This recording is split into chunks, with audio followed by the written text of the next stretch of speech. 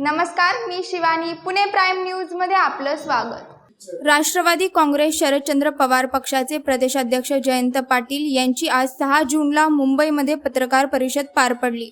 जयंत पाटील यांना उपमुख्यमंत्री देवेंद्र फडणवीस यांच्याबाबत प्रश्न विचारला असता मला भाजप प्रदेशाध्यक्ष चंद्रशेखर बावनकुळे यांची काळजी वाटते, असं जयंत पाटील म्हणाले.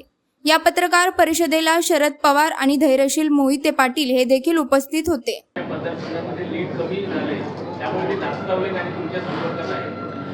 सध्या मोबाईलचा वापर माझा वाढलेला आहे, एवढंच सांगतो.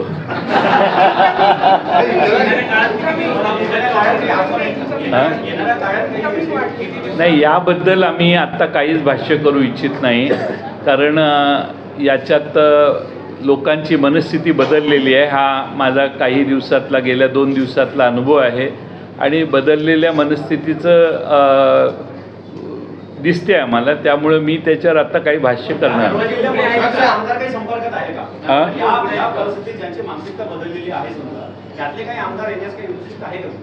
मी तुम्हाला त्याच लाईनवर बोलतोय.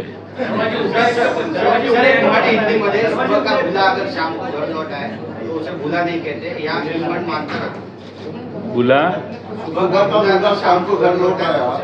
कुठल्याही पक्षाला पक्ष वाढवण्यासाठी आमदारांची आवश्यकता असते, जसं भाजपने वाढवली तसं शरदचंद्र पवार राष्ट्रवादी काँग्रेस पक्ष वाढवणार आहे का? हे इथं बसलेले जे आहेत यातले फक्त डॉक्टर अमोल कोल्हे खासदार आहेत, बाकीचे सगळे खासदार नसलेले पहिल्या टर्मचे खासदार आहेत. महाराष्ट्रात पुन्हा आम्ही निवडणुका करू त्यावेळी अनेक तरुण, अनेक नवे चेहरे महाराष्ट्रासमोर आणण्याचं सामर्थ्य पवारसाहेबांच्या नेतृत्वात आहे आणि आम्ही चांगले आणि पारदर्शी, स्वच्छ कारभार असणारे, ज्यांच्यावर कोणताही ब्लॉट नाही आणि लोकांना मान्य होतील असेच उमेदवार देऊन पुढच्या निवडणुकीत जाणार आहे. त्यामुळे आम्ही प्रत्येकाची तपासणी योग्य त्या पद्धतीनं करू. प्रश्न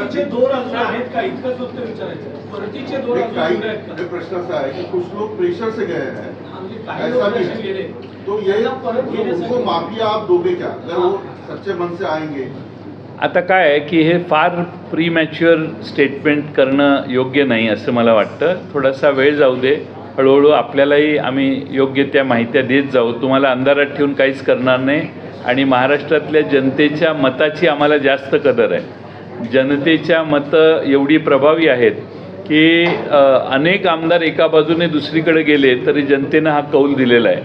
त्यामुळं त्याला जास्त महत्त्व आहे असं मला वाटतं. आणि पवारसाहेबांची प्रतिमा मी बऱ्याच सभेत मी हे स्पष्ट सांगितलेलं आहे की आमचा पक्ष फार स्वच्छ झालेला आहे.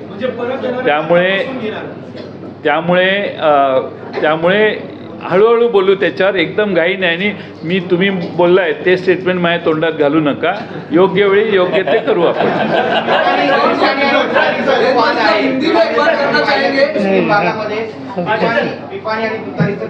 वाद आहे त्यामध्ये बरीचशी मतं पिपाणीला मिळाल्याचं चित्र सध्या महाराष्ट्रात पाहायला मिळतं. त्यांनी उमेदवार आणले. आमचे सगळे उमेदवार ज्या विजय झालेला आहे त्या सगळ्यांच्यात ऑन अन ॲव्हरेज 45,000 ते 50,000 मतं आमची पिपाणीला गेली आहेत. आणि एकमेव मतदारसंघ आहे बगरेंचा, म्हणजे दिंडोरीचा, तिथं 1,03,000 मतं पिपाणीला गेलेली आहेत. आणि पिपाणीचं नाव तुतारी आहे आणि त्यामुळे लोकांचा थोडासा गैरसमज झाला. निवडणूक आयोगाकडे आम्ही याच्याबद्दल जाणार आहोत, त्यांना इन्फॉर्म केलेलं आहे. निवडणुकीच्या आधी देखील आम्ही याला ऑब्जेक्शन घेतलेलं होतं. सातारा लोकसभा मतदारसंघ आमची सीट ही काहीतरी 32-35 हजाराने गेली आणि तिथं पिपाणीला मतं 37,000 गेलेली आहेत. त्यामुळे सातारा सीट ही म्हणजे आम्हाला फटका बसलेली एक सीट आहे. बाकीचे मार्जिनच एवढे मोठे आहेत बाकीच्या सगळ्या मतदारांचे, उमेदवारांचे, पण तरी त्यांच्या मतात 45, 50, 65,000 अशा पिपाणीला मतं गेलेली आहेत. बगरेंच्याकडे 1,03,000 दिंडोरीला. विभागामध्ये अशाच पद्धतीने प्रचार करण्यात आला आणि उर्दू भाषेतलं प्रचार चिन्ह तुतारी नसून पिपाणी असल्याचा अपप्रचार झाल्याची पोस्ट पण व्हायरल होते. हो, अशा सगळ्या गोष्टी आम्ही निवडणूक आयोगाला निदर्शनाला आणणार आहे. आम्ही निवडणूक आयोगाशी याबद्दल बोलणार आहे. उद्धव ठाकरेंशी एनडीए संपर्क करताय अशा पद्धतीच्या चर्चा आहेत. उद्धव ठाकरेंशी एनडीए संपर्क. कालच मी उद्धव ठाकरेंच्याकडे स्वतः जाऊन ठाकरे साहेबांना भेटून आलो. त्यांचं अभिनंदन केलं, कारण त्यांनी महाराष्ट्रभर प्रचार केलेला होता आणि त्यांच्या पवारसाहेबांच्या पुढाकाराने महाराष्ट्रातलं चित्र बदललेलं आहे. आणि मला सुतराम कणभरही असं वाटत नाही की तुम्ही म्हणताय तसं. ते स्पष्ट आहेत आणि ठाम आहेत आणि महाराष्ट्रात महाविकास आघाडीचं 2024 साली सरकार आणायचं या जिद्दीनं ते आता काम करत आहेत. त्यामुळे आमदार जे महायुतीकडचे आमदारांचे चलबिचल मध्ये आहे, त्यामुळे तुम्हाला वाटतं का आज कौल जो आहे तो विधानसभेला असू शकेल? हा काउंट वाढेल, कारण आमच्या काही सर्वे जे आम्ही केले त्यात असं निदर्शनाला आलं की केंद्र सरकारपेक्षा महाराष्ट्र सरकारबद्दल जनतेची प्रचंड नाराजी आहे. मी कोल्हापूर लोकसभेचं उदाहरण देतो.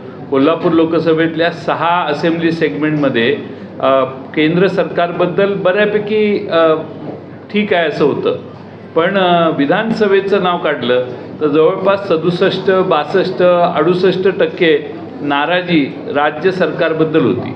त्यामुळे हेच चित्र महाराष्ट्रभर आहे. महाराष्ट्रात विधानसभेच्या निवडणुकीत तर समोरच्यांना जास्त मोठा फटका बसेल असा मला विश्वास आहे. ज्या भागामध्ये महाविकास आघाडीला विजय मिळाला आहे त्या भागामध्ये फतव्यांमुळे विजय मिळाला असा आरोप असं आहे की आता पराभूत झाल्यावर अशा कारणं देणं हे काही लोकांच्यासाठी आवश्यक असेल, पण मला वाटत नाही की असं कोणतीही गोष्ट झाली.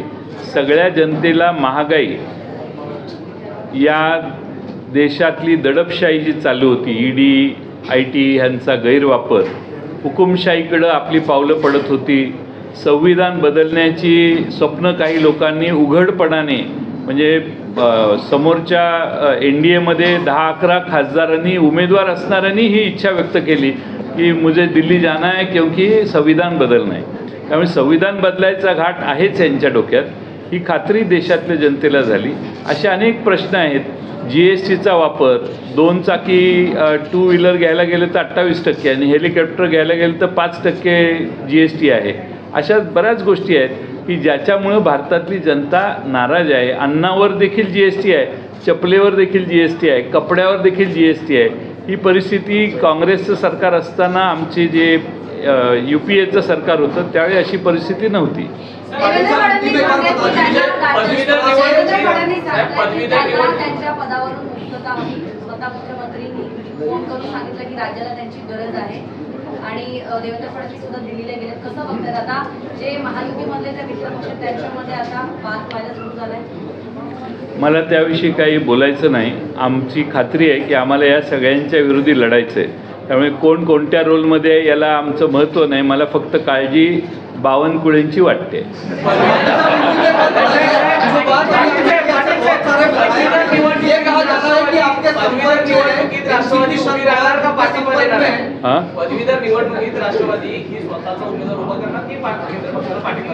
आम्ही आमच्या दोन्ही पक्षांशी बोलायचा प्रयत्न करतोय. या विजयाच्यामुळे त्याही सगळ्या विजयात त्यांनाही वेळ मिळालेला नाही. आज संध्याकाळपर्यंत आम्ही चर्चा करून निर्णय करू.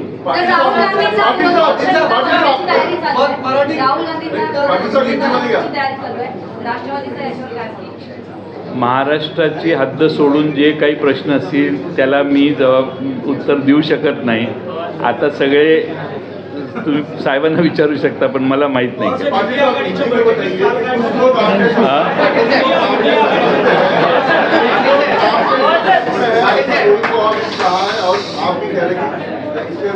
पाहत रहा पुणे प्राईम न्यूज. धन्यवाद.